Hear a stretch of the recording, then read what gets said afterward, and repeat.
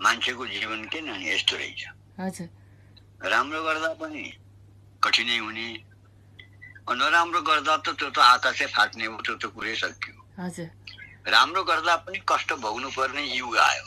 हजुर यो युगले मान्छेको गुण र अपगुणलाई चिन्न पनि सकेन, आफू पनि गुणी बन्छु भन्ने चेतना राखेन। हजुर जो देख्यो त्यसैको हावामा बग्ने, जो देख्यो त्यसैको हावामा हिँड्ने।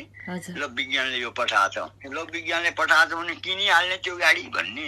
हजुर अब त्यो गाडीमा चढ्ने चाहिँ कतिखेर भने जब धेरै टाढा जान पर्यो भने गाडीमा थोरै थोरै अब आधा किलोमिटर 1 किलोमिटर यस्तो छ भनेदेखि सकेसम्म हिँडेर जाने अभ्यास गर्नुपर्छ, एक्सर्साइज पनि हुन्छ भन्ने कुरो सोच्दैनन्। आराम चाहियो, खालि आराम चाहिँ हरामको हुन्छ।